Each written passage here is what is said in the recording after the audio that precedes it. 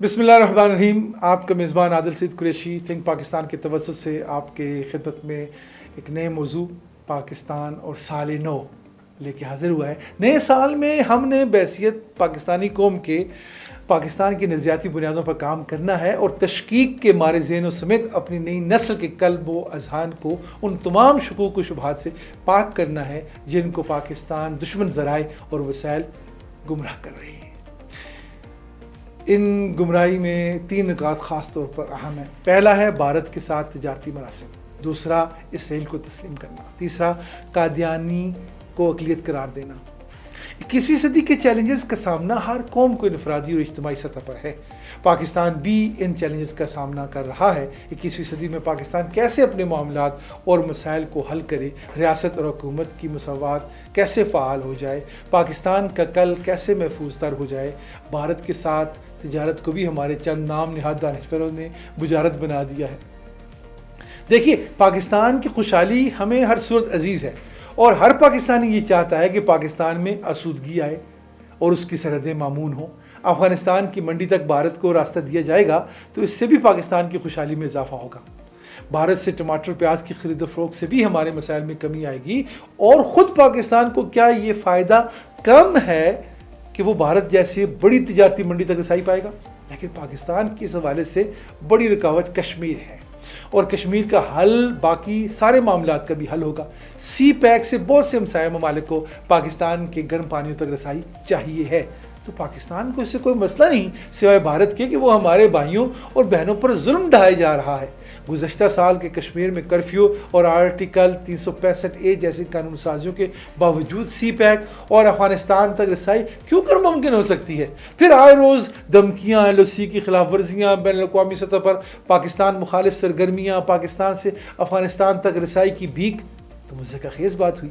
ہم اچھے ہمسائے ہیں، لیکن اس اچھے ہمسائے ہونے کی جو پاکستان اور بلوچستان میں پاکستان سرگرمیاں کر رہا ہے، ہم اس کے اچھے ہمسائے ہوں گے تو پاکستان کی سالمیت کے لیے چیلنج نہ بنے. ہم اس کے اچھے ہمسائے ہوں گے کہ جس زمین سرمایہ جاسوسی خدمات پاکستان کو کمزور کرنے کے لیے استعمال ہو رہی ہے. لہٰذا پاکستان اپنی سالمیت اور استحکام پر کسی کے ساتھ سمجھوتا نہ کیا ہے نہ کبھی کرے گا. بھارت اپنا معاملہ خود دیکھ لے، ہم تو اس کو مشورہ بھی نہیں دیتے. ثانیاً یعنی سیکنڈ جو بحث بہت گرم ہے وہ ہے کہ اسرائیل کو تسلیم کر لیا جائے. اسرائیل کو تسلیم کر لینے پر پاکستان میں خوشحالی آئے گی، قرضوں کی معافی ملے گی، آسان شرائط پر قرضے ملنے کی نویدیں بھی ہیں. یاد رکھیے، اسرائیل کا مسئلہ ٹیڑھا نہیں ہے. اگر سمجھنے والوں کی سوچ ٹیڑھی نہ ہو تو اسرائیل کے ساتھ ہمارے معاملات کو بھی 2 قومی نظریے کی نظر سے دیکھنا چاہیے. یہ 2 قومی نظریہ آدم علیہ السلام کے سجدے اور ابلیس سے انکار سے شروع ہوتا ہوا حابیل اور قابیل سے ہوتا اسرائیل اور فلسطین تک پہنچا. پھر یہی نظریہ ہندوستان میں بھی پاکستان کا سبب بنا. اس 2 قومی نظریے پر ہم اہل خیر فخر کرتے ہیں اور اسی کو اپنا تشخص کا حوالہ قرار دیتے ہیں. اب جب یہ 2 قومی نظریہ ہی ہماری پہچان، ناموس اور عز و شرف کی علامت ہے تو ہم کیوں کر اس 2 قومی نظریے سے مکر سکتے ہیں؟ اور اسرائیل کو تسلیم کرنا اس 2 قومی نظریے سے علیحدگی کا اعلان ہوگا جو کسی بھی غیور اور باوفا مسلمان اور سچے پاکستانی کو نہ منظور ہوگا. یہ ساری بحثیں کہ ہمارے قرضے معاف ہو جائیں گے، اقتصادی خوشحالی آئے گی، آٹے کی فراوانی ہو جائے گی، دنیا کے ایک بڑے بلاک کا حصہ بن جائیں گے، تو یہ سب بڑی بڑی تجارتی منڈیوں تک رسائی ہوگی، GDP بڑھ جائے گی، درست ہوں گی. لیکن ہماری زبان ہندکوں میں ایک کہاوت ہے کہ ٹیڑھ اکھیاں کولوں نیواں ہوندا ہے.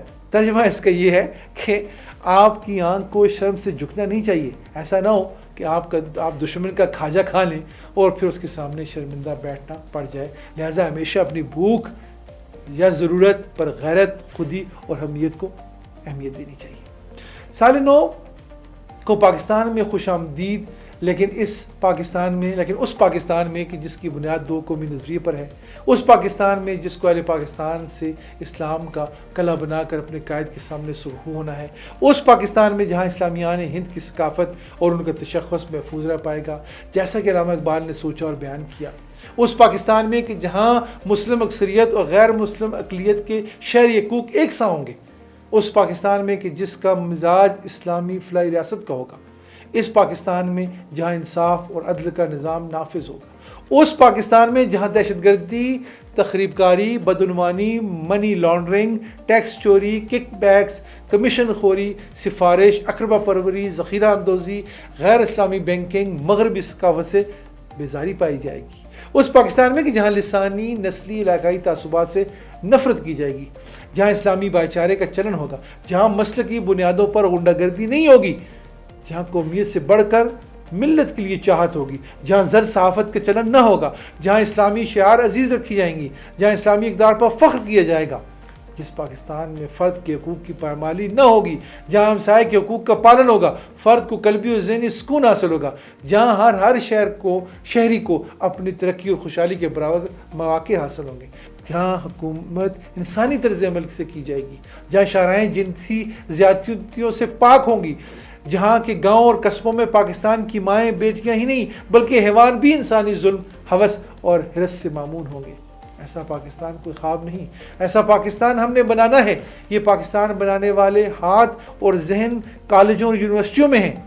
اس پاکستان کے معمار اسکولوں کالجوں میں نئی پود کو تیار کر رہے ہیں۔